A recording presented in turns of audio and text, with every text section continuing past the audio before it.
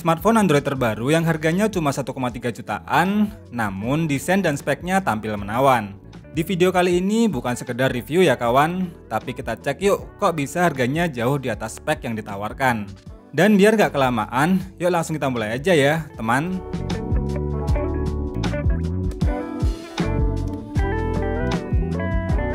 Sebelum lanjut, kita unbox dulu sebentar. Tampilan boxnya menunjukkan nama seri, fitur kamera dan layar 90Hz, extended RAM, dan tampilan desain dari HP-nya. Di belakangnya juga terdapat spek yang lebih lengkap. Langsung kita bahas saja biar nggak kelamaan. Begitu dibuka langsung ada HP yang masih terbungkus dengan beberapa tulisan speknya lagi. Lalu ada buku manual dan kartu garansi, SIM tray ejector, hard case dari Mika, adapter charger bawaan berdaya 10W, dan kabel data yang sudah bertipe USB-C. Kita beresin dan lanjut ke HP-nya aja. Kalau dari tampilan desain bodi belakangnya sih, ini HP emang udah ngasih tampilan yang cakep dan nggak kelihatan kayak HP entry. Apalagi casing bodi belakangnya ini juga bisa berubah warna kalau terkena sinar UV. Buat HP yang harganya low budget, asli sih ini fitur sudah termasuk oke dan masih langka untuk saat ini.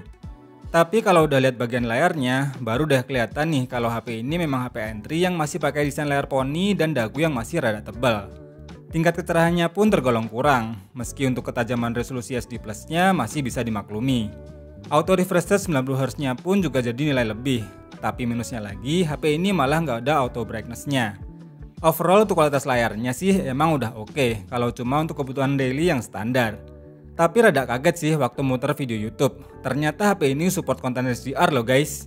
Namun terasa lemah di bagian audio, yang masih pakai mono speaker dengan kualitas suara yang relatif agak kurang kenceng.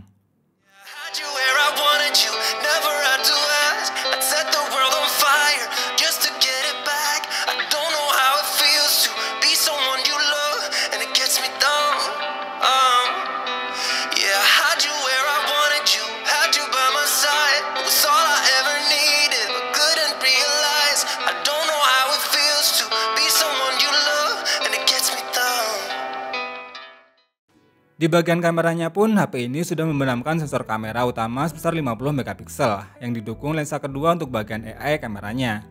Di bagian depan terdapat kamera selfie berukuran 8MP yang bisa merekam video Full HD 30fps, sama kayak kamera utamanya.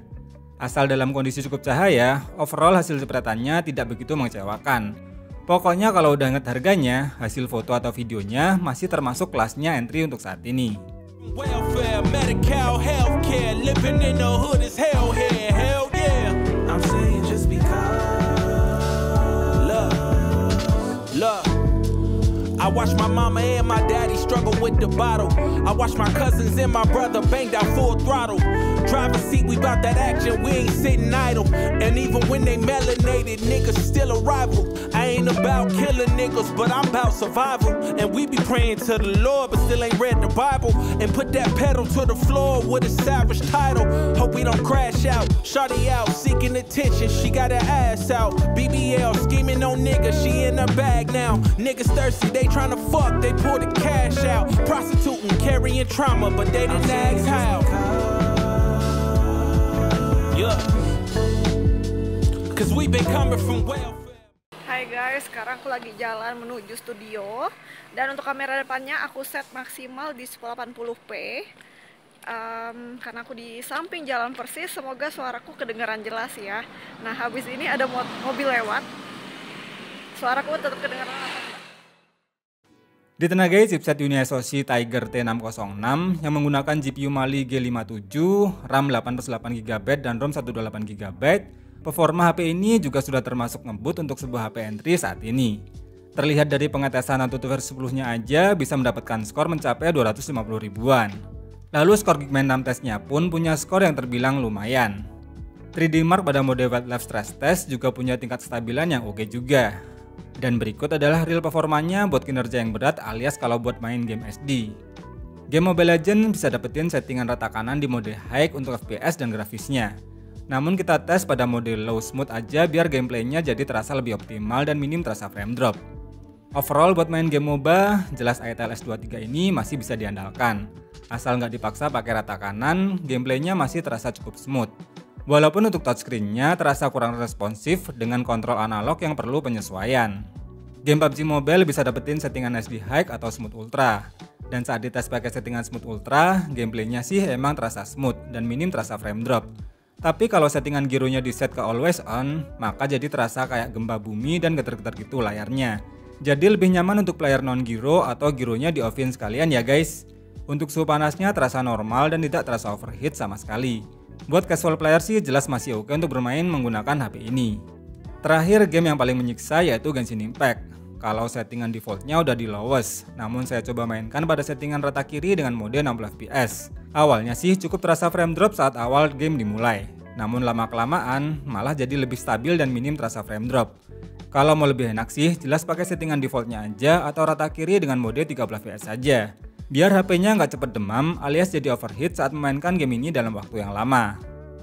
Kalau untuk ketahanan baterai sebesar 5000 mAh-nya ternyata nggak mengecewakan. Saya tes pakai aplikasi PCMark, screen on time-nya bisa mencapai 17 jaman. Saya tesnya pakai settingan layar di mode auto refresh rate.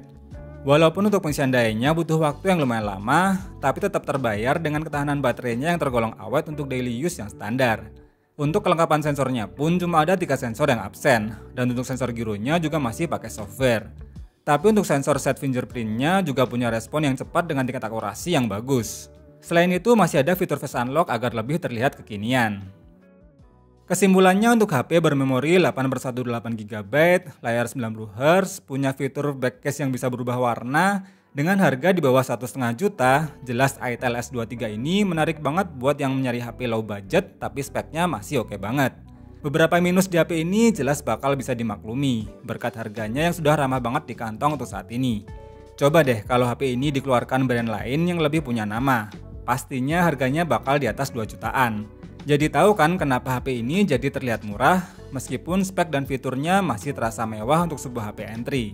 Terima kasih udah nonton video ini sampai habis, semoga bermanfaat dan sampai ketemu lagi di video berikutnya. I watch my mama and my daddy struggle with the bottle. I watch my cousins and my brother banged out full throttle. Driver's seat, we bout that action, we ain't sitting idle. And even when they melanated, niggas still a rival. I ain't about killing niggas, but I'm about survival.